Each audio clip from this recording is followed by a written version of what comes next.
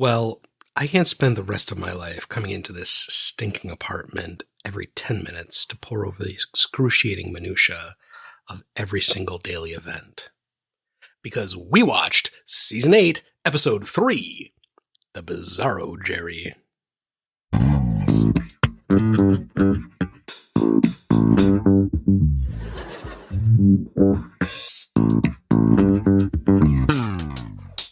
So, Katie.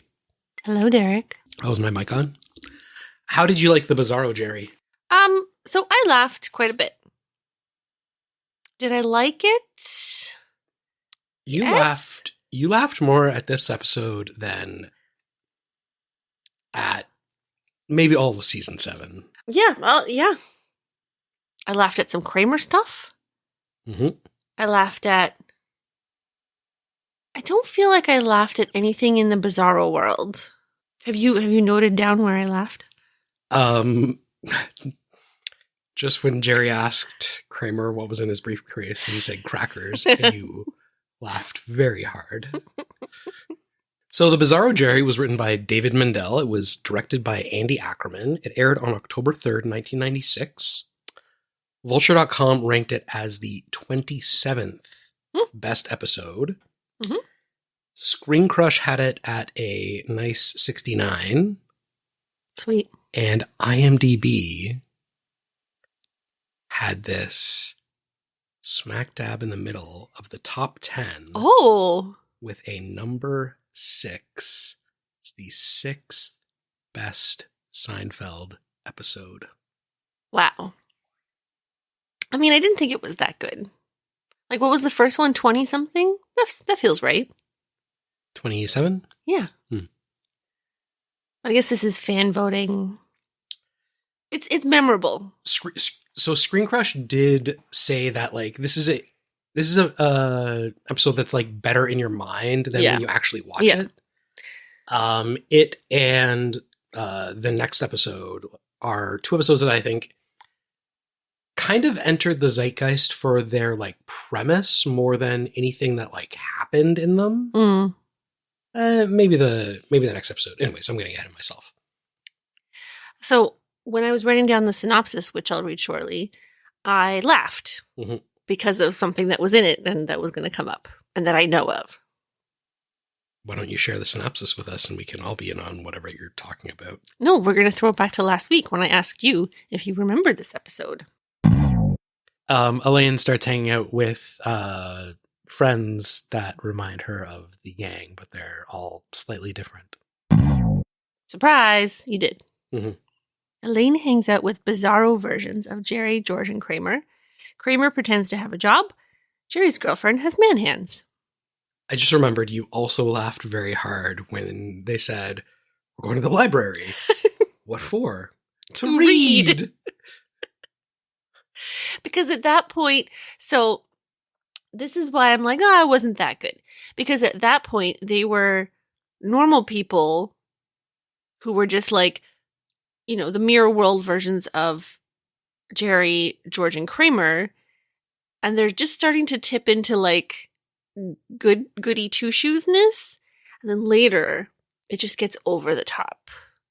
Like at Kevin's apartment. I brought you groceries, buddy. Aw, shucks again. Like, just, it's gross. But at the, we're going to the library to read part, this is genuinely funny. It's the Bizarro universe, not the Mirror universe. The Bizarro universe is a DC universe concept. The Mirror universe is a Star Trek universe concept. Sorry. I can't believe I made that mistake. Do they say bad bye in the Mirror universe? No. So who are the guest stars? So we had the return of Tim DeKey playing Kevin. We had Pat Kibane playing Feldman.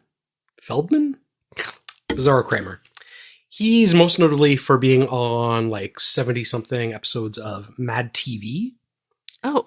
He was also in the Will Ferrell movie Semi-Pro. then he was also in Evolution. Did you ever see that movie? With, no. I don't even know what it is, but probably no. Head and Shoulders saves the world. Spoiler alert. We had Kyle T. Hefner, who played Gene, Bizarro George.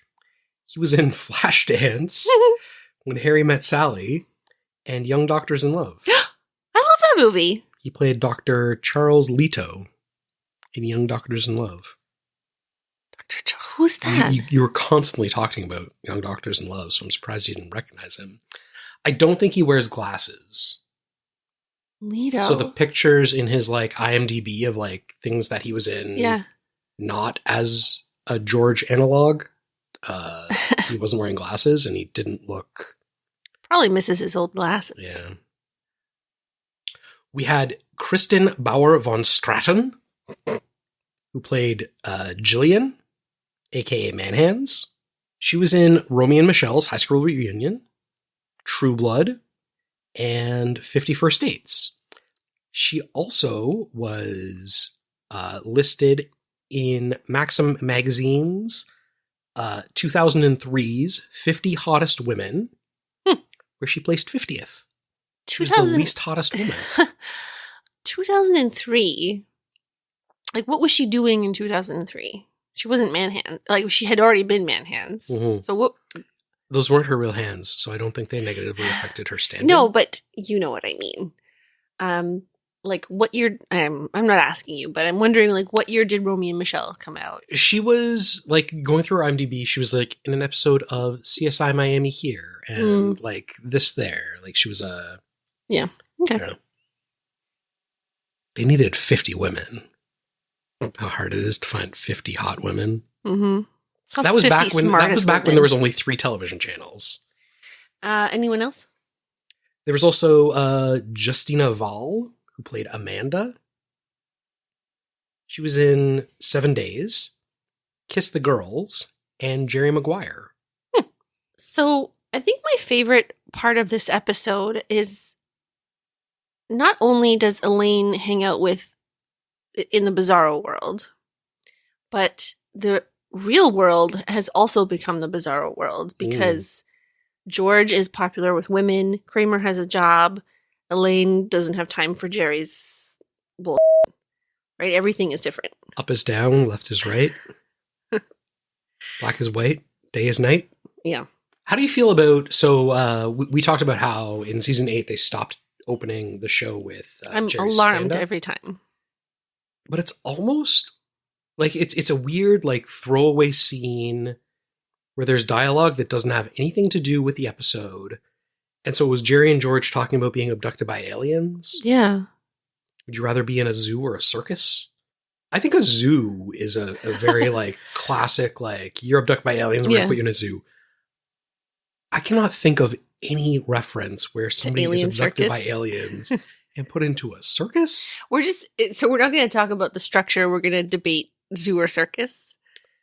Yeah. Because this is like a stand-up bit that is now not in a stand-up. It's dialogue. Sure, yeah.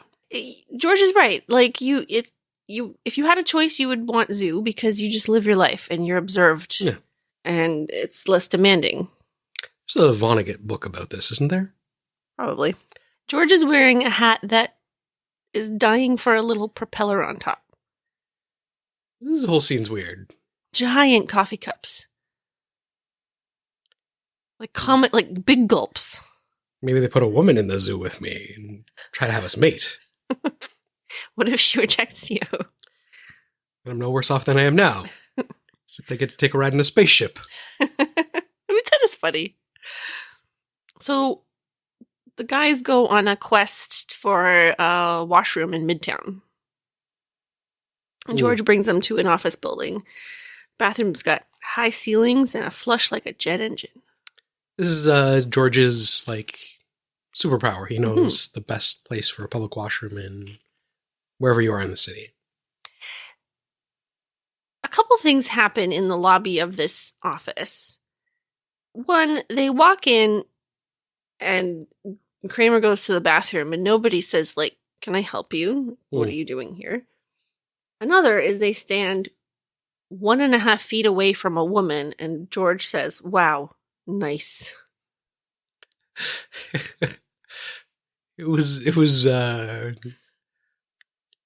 It felt like, hey, we'll put this in as a placeholder and we'll work out what they say later.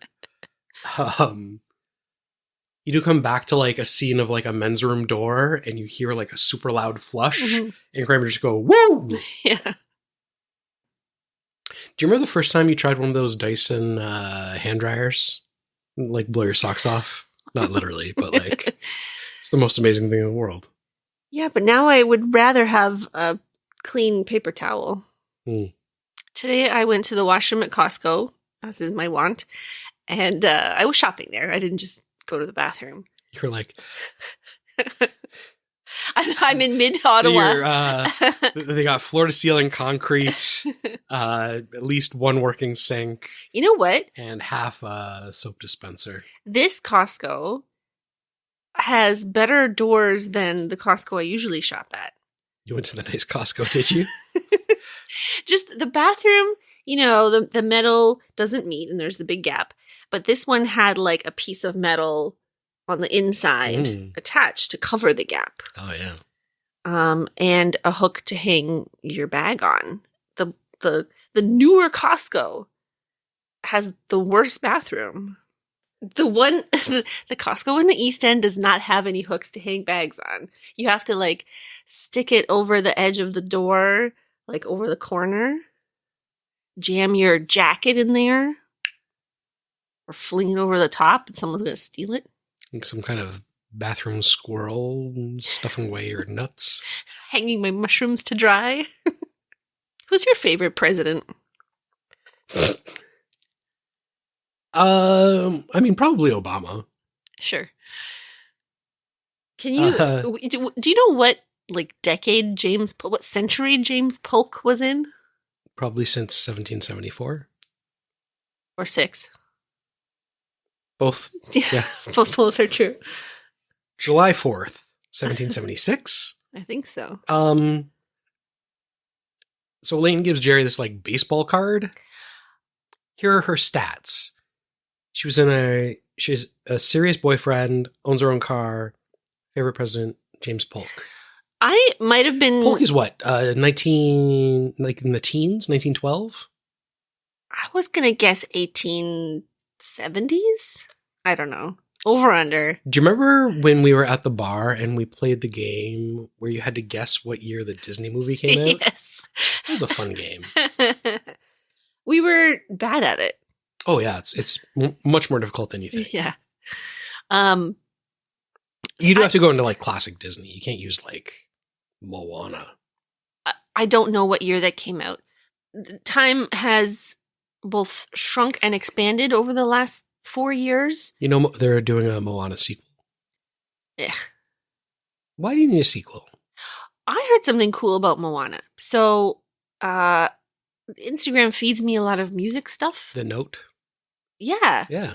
How the key of the song, How Far I'll Go, is not in the key of C, but the note is used at like particular times paired with particular words that has meaning of like searching for, I can't remember what the exact example was. And at the very end, it changes to C, and where she wants to go is the C.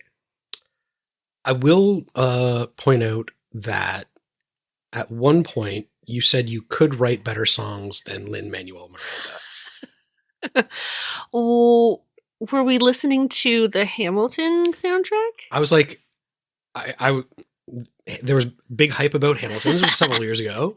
And I was like, I'll put it on and just listen to it. And you listened to it for about 30 seconds. And you were like, I could definitely write better songs than this. I don't think I could write songs as good as the ones in Moana, but I definitely could write better songs than the ones in Hamilton. Okay. The lyrics are really dumb.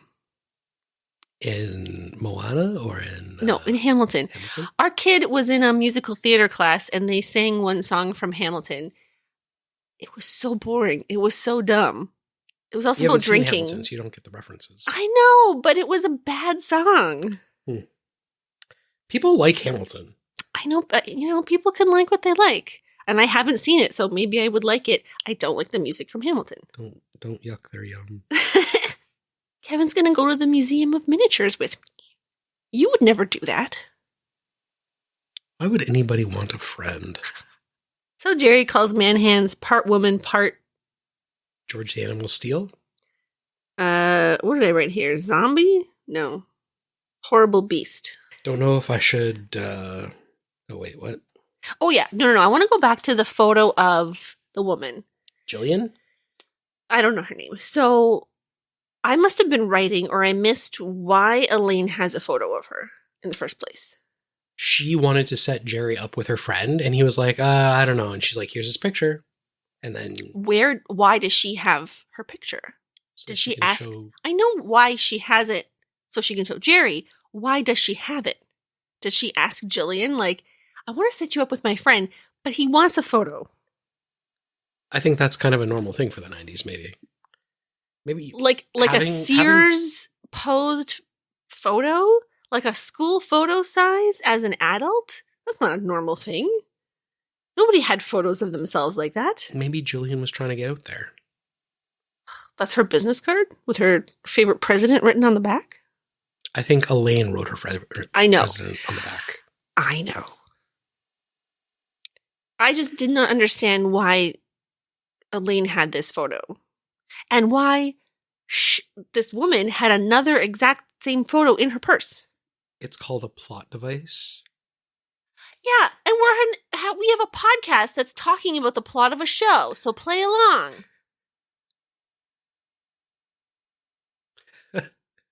Uh-huh.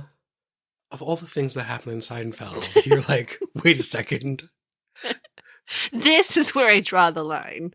Kevin has an exact mirror version of Jerry's apartment, except there's pasta on the shelf instead of boxes of cereals.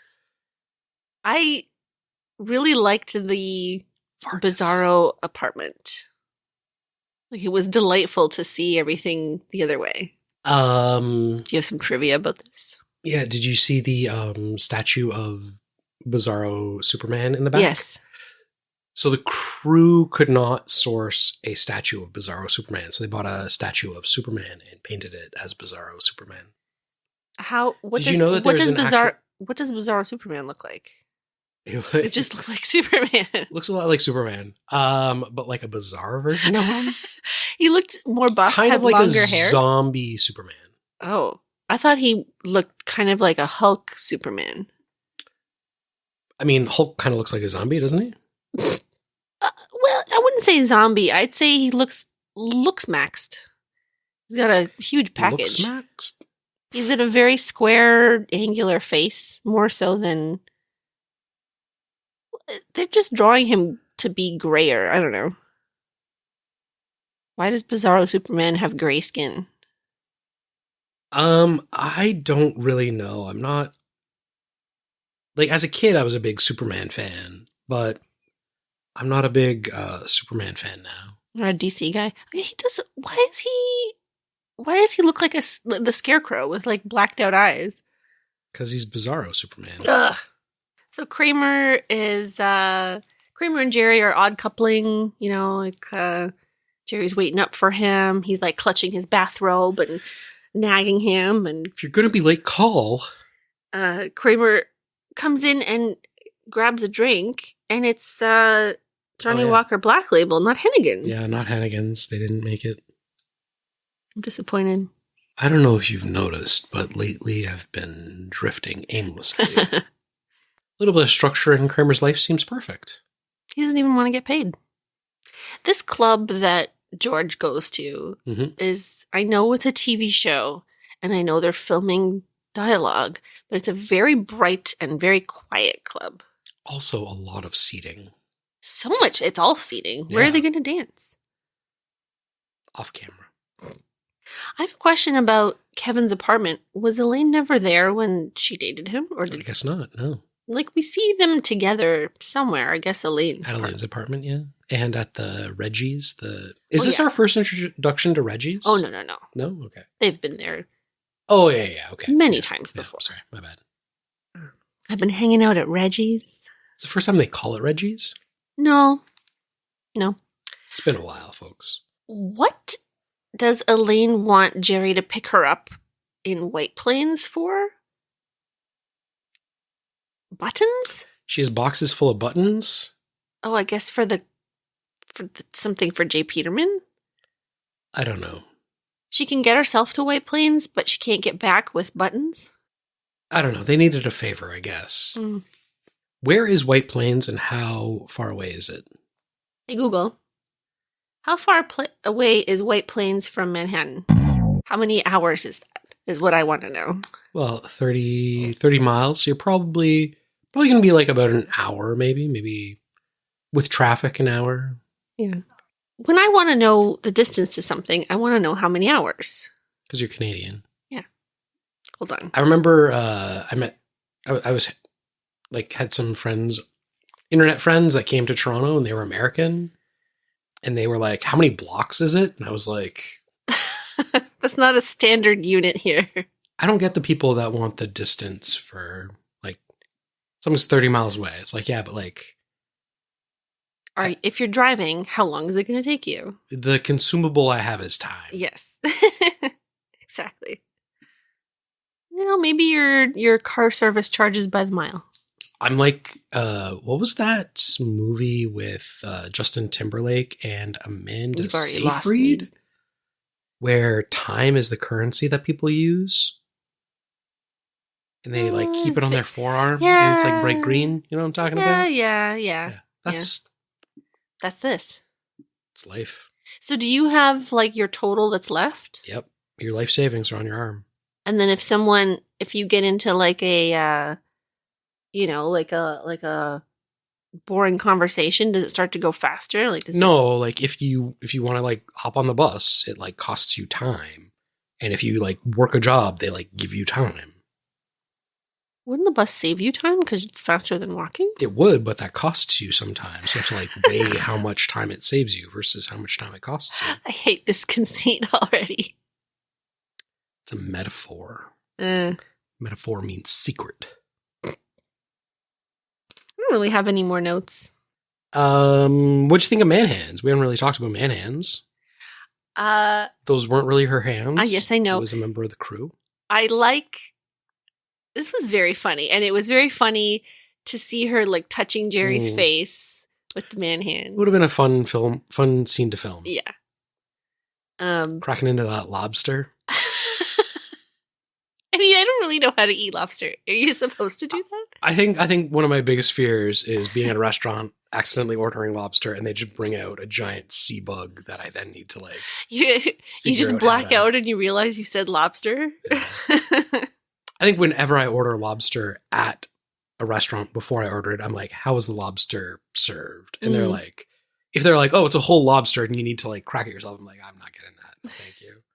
We went to a very nice restaurant and got a seafood tower, and there was lobster on it, but you were so enthusiastic about the seafood tower. I like seafood. The lobster was not worth it. You wanted the cold seafood tower. Yeah, but then I realized that I don't want and a cold seafood tower, and you wanted the cold one. I was because I like oysters. I like ceviche, but apparently I don't like cold lobster. So now we know. Plus, you have to fuss around with a little fork, and I don't like that. Anywho, next week it's the Little Kicks. Me so happy, me want to cry. Yeah, why did he say that at the end? It's what Bizarro Superman says. Yuck. Anyway, Little Kicks. Elaine hosts a corporate event and dances. So, I could have told you what this episode is about because I've seen the GIF. The GIF. The GIF. The one GIF. Yep. But when I read the title, because Elaine's friends are all having babies, I thought it was about... baby kicks. Baby kicks. It's like a full-body dry heave set to music. I mean, this year, baseball, like there's that minor league baseball team that does a Seinfeld night, and they invite people onto the field to dance like Elaine. Yeah. That's how much in flowery dresses. Although she's not wearing a flowery dress. No, but her hair's grown out. Yeah, it was a wig. Yeah, I know. No corrections. We're perfect. Fargus. I guess the DJ booth was set up behind that bone saw over there. They just let anyone walk into an abattoir? I think if I ever became a professional wrestler, my nickname would be Bonesaw. Why? Derek the Bonesaw Shaw. Like, I just feel like that has a good... You know, one of the first things you ever said to me was, aside from the first thing you said to me, which is a story for another day, is that if you ever became a professional wrestler, your nickname would be Buzzsaw. Oh, yeah. Buzzsaw, Bonesaw. Something saw. Bunsaw. Bunssaw. Because then, Saw Shaw, it gives a... Isn't it a little mush-mouthy? Saw Shaw? If only you say Saw Shaw, yes. But if you say, Bonesaw Shaw... You're still saying saw and then Shaw. No, your emphasis is on the wrong syllable. Okay. Derek the Bonesaw Shaw. Derek the Blade Saw Shaw. Oh, Derek the Buzzsaw Shaw. The second thing I ever said to you was this? Just about. How desperate were you that this is where it worked? Do you want to watch Blade? Totally. Okay. 1, 2, or 3? Yes. Bye. The new one that they're making? Bye. Believe it or not, this is our podcast. Please subscribe at the end. If you subscribed, we would be happy. Please subscribe to us. Believe it or not, it's our podcast. Is that a Seinfeld reference?